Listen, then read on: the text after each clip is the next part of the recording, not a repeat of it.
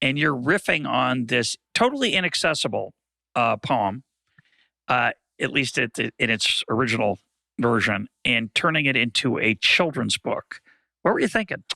Well, so I'm an old English literature major, so it is part of my working knowledge as a certain type of nerd. But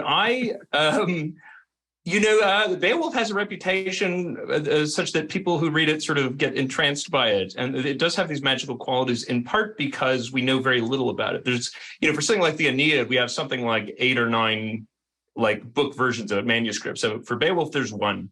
It was almost lost in a fire. And so we just have this one document. We don't know hardly anything about it. The scribes who wrote down the copy we have don't seem to necessarily have cared about it this much. And yet it's one of the lasting poems in English. Like nobody wants to read Spenser's The Faerie Queen anymore. People find Milton very difficult, but people will still pick up like the Seamus Heaney edition of Beowulf and read the first 30%, which is all monster fights, and kind of mumble through the middle part. But there is something very compelling about it.